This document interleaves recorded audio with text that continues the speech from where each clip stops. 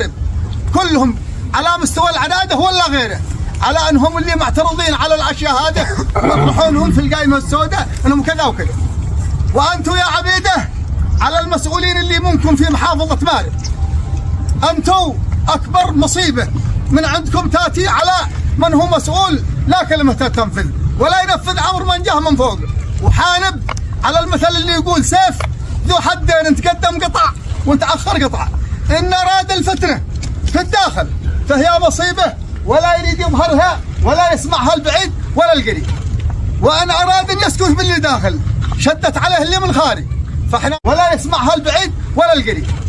وان اراد ان يسكت باللي داخل شدت عليه اللي من الخارج فاحنا نقول يا ابناء محافظه مارب اخوانكم وابنائكم وشده ظهوركم وانتم شده ظهورنا ان احنا متفقين على الامر اللي لنا القانون الشرعي، وانتم مشايخ وعقال ما يدعي المدعي الا في نقطه يخرج برهانها. احنا لنا دعوه ولنا حق عند الدوله وهو مخرجات الحوار وقرار الدستور والقوانين تفرض لنا في 130 من استيرادات الاستثمارات في المحافظه ولا من الجمهوريه في محافظتها من عند استثمار. له مالنا القضيه هذه. راي ابناء محافظه مارب متفق على ان راينا على الدوله ان ترجع ما هو لنا من الحقوق الشرعيه من الاستثمار على المجالس المحليه، وكل مديريه تاخذ اختصاصها بعدد سكانها، وعلى مجالسها المحليه من هو نازح من مديريته يشيل حقه ومن هو في مديريته تمشي في قانونها. لان اللي نازح من بلاده لا عاد عين الحب ولا عين الجلبه ولا عين الماوى ولا عين شيئا من الاشياء. انتم في قصوركم، القصور بعض قصوركم اذا دخلت انت تقول ما شاء الله تذكر آية سبع اللي يوم دخلت على سليمان رفعت ثوبها لا تطق الجزاز، وانتم ما حمدتوا الله الذي لا اله الا هو. انتم في نعمه يا اهل الوادي، ما يعلوكم الى اسفلكم. القصر مبني والمزرعه شغاله على حساب الدوله والكهرب والمعاشات قايمه والوظائف قايمه. احنا بالنسبه لما هو من قبائلنا واخواننا في المطارح ان توافقوا الدوله على مثل ما سمعنا البارح انهم قد وصلوا الى عند الدوله وفيه شيء من الحلول ولا الاشياء الضروريه اللي لهم احنا معهم، والاشياء اللي مهب لهم احنا على رؤوسكم يا كبار عبيده ومسؤولينها ومزارعينها وتجارها متجهين ورجال اليمن معنا على اساس ما هو من حق يفرض واللي ما هو من حق كنا يقبض الثاني من الغلطات.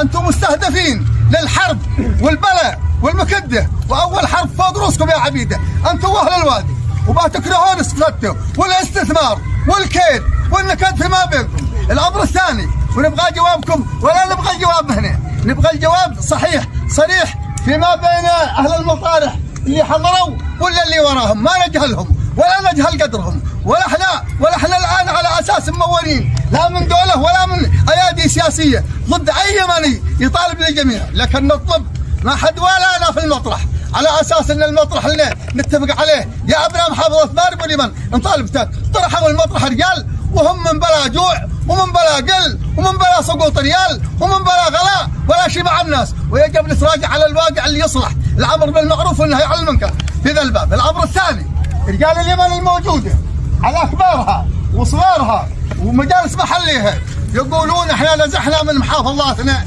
لامن الدوله واستقرار الدوله شرعيه، واصبحت شرعيه الدوله مستقامه فين؟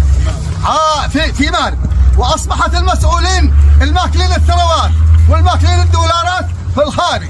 يا محمد انزل يا علي ما درينا من احنا في ده.